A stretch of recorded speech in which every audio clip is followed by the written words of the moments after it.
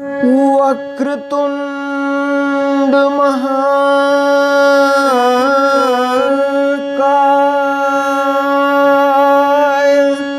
सूर्यकोटि समप्रभा निर्विघ्नं कुरु मे देव सर्वकार्येषु सर्वदा।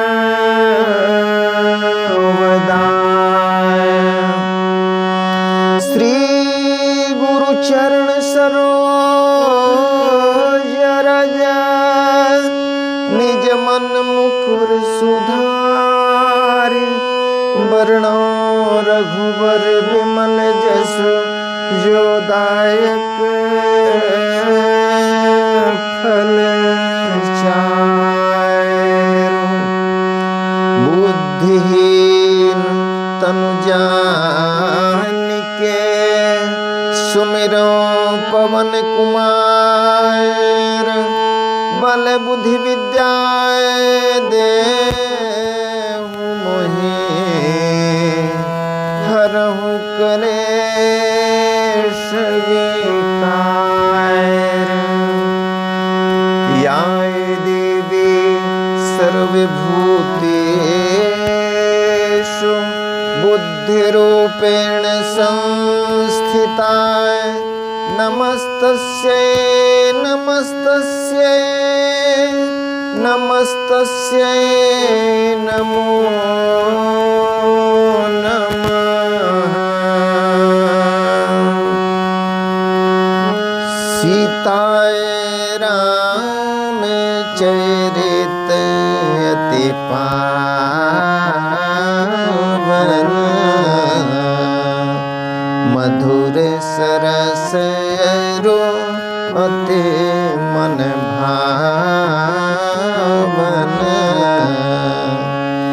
पुनि पुनि कीर्तन सुने सुनाए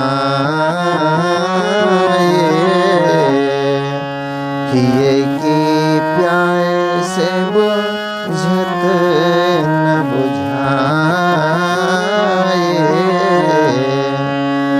भरत प्रिय रामचंद्र की जय। उमापति महादेव की जय। पवन सुत हनुमान की जय। परम आदरणीय श्रोतागण, सादर नमन। आशा करता हूँ आप स्वस्थ एवं प्रसन्न मुद्रा में होंगे। आज आपके समक्ष प्रस्तुत है श्री रामचरितमानस बालकांड भाग 95। इस भाग में वर्णित विषय है प्रभु अवतरण की आधारशिला। पिछले प्रसंग में हमने देखा रावण अपने भाइयों सहित अपार तप किया है। ब्रह्मा विष्णु दोनों देवताओं को प्रसन्न कर लिया है। ब्रह्मा जी और शिव जी ने उन्हें मनचाहा वरदान दिया है और यहीं से पृष्ठभूमि का प्रारंभ होता है प्रभु के प्राकट्य का। आइए चलते हैं प्रसंग की ओर। तिनहि देवर ब्रह्म सिधाए हर्षित ते अपने गृह आए। मय तनु जाय मंदोदरी नामा परम सुंदरी नारी ललामा। जैसे ही देवतागण ब्रह्मा जी और शिव जी वरदान देकर अपने अपने धाम को चले गए हैं, इसके पश्चात उनको वर देकर ब्रह्मा जी चले गए और वे तीनों भाई हर्षित होकर अपने घर लौट आए। मैं दानव मैं दानव की मंदोदरी नाम की कन्या परम सुंदरी और स्त्रियों में शिरोमणि थी। सोई मैं दीन रावण ही आयनी, होई जाए तो धान पति जानी। हर्षित भयउ नारी भली पाई, पुनि दो बंधु ब्याहे सिजाई।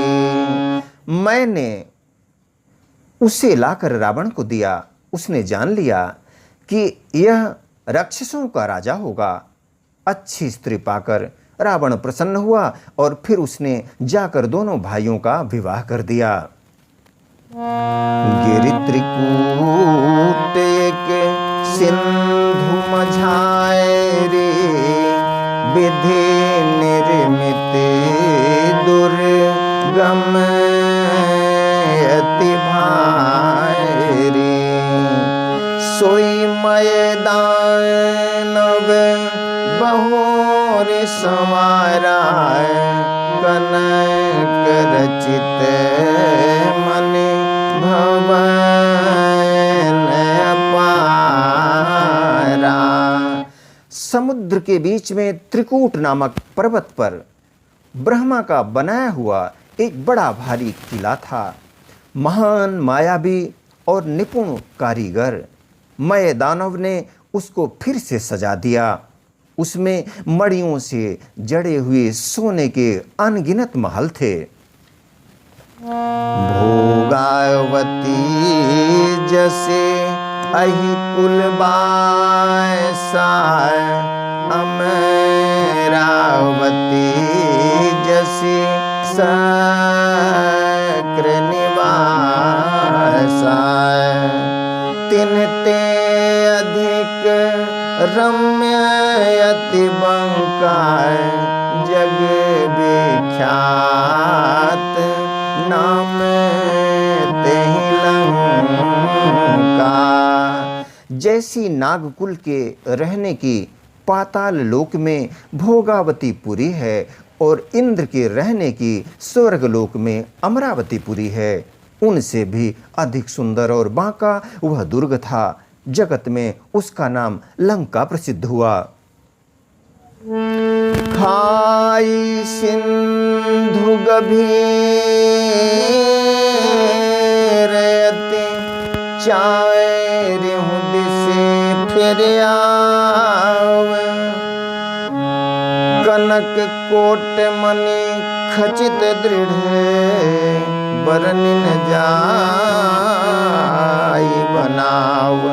उसे चारों ओर से समुद्र की अत्यंत गहरी खाई घेरे हुए है। उस दुर्ग के मणियों से जड़ा हुआ सोने का मजबूत परकोटा है।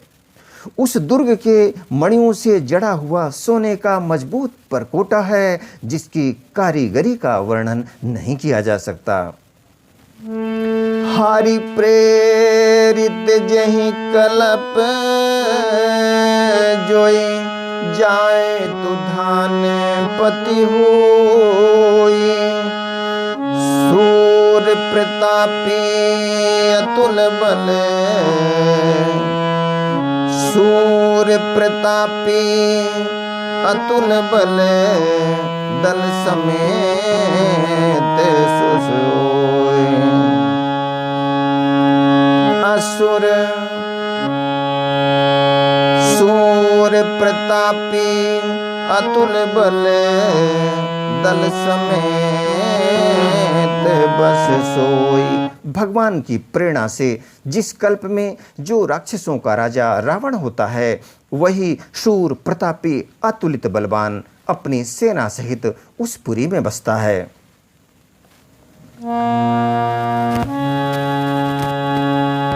रही तहाँ निसे चरे भट मारे, रही तहाँ निसे चरे भट भारे। ते सब सुर न समर संहाय रे। अब तह रही शक्र के प्रेरे, रक्षक कोटि जक्षपति के रे। पहले वहां बड़े बड़े योद्धा राक्षस रहते थे। देवताओं ने जब सबको युद्ध में मार डाला, अब इंद्र की प्रेरणा से वहां कुबेर के 1 करोड़ रक्षक यक्ष लोग रहते हैं। यक्ष लोगों का वास है वहां। 10 मुख कहतहूँ खबरी सिपाही, सेन साजे गढ़ घेर से जाई। देखी बिकट भट बड़ी कटकाई, जक्ष जीव ले गए पराई। रावण को कहीं ऐसी खबर मिली, तब उसने सेना सजाकर किले को जा घेरा। उस बड़े विकट योद्धा और उसकी बड़ी सेना को देखकर यक्ष अपने प्राण लेकर भाग गए। फिरी सब नगर दसायन ने देखा, गयऊ सोचे सुख भयऊ विषेखा। सुंदर सहज अगम अनुमानी, किन्ह तहाँ रावण रजधानी।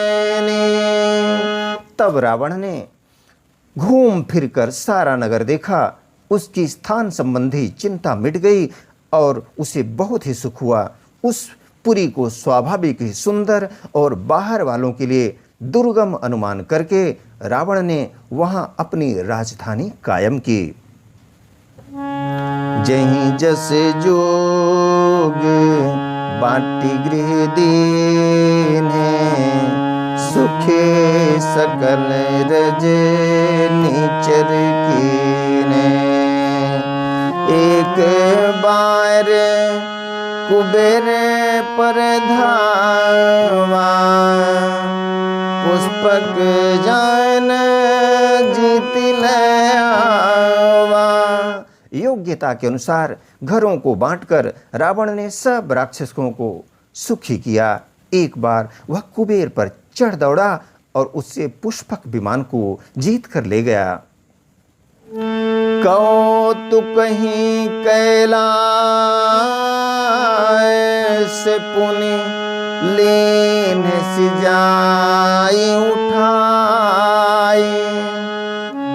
मनहु तौलि निज बाहुबल, चला बहुत सुख पाई। फिर उसने जाकर एक बार खिलवाड़ ही में कैलाश पर्वत को उठा लिया और मानो अपनी भुजाओं का बल तौलकर बहुत सुख पाकर वह वहां से चला आया। आदरणीय श्रोतागण, आज्ञा दें इसी प्रसंग के साथ। मिलेंगे पुनः एक नए प्रसंग के साथ। तब तक स्वस्थ रहें, प्रसन्न रहें। वीडियो देखने के लिए धन्यवाद एवं आभार। जय श्री राम।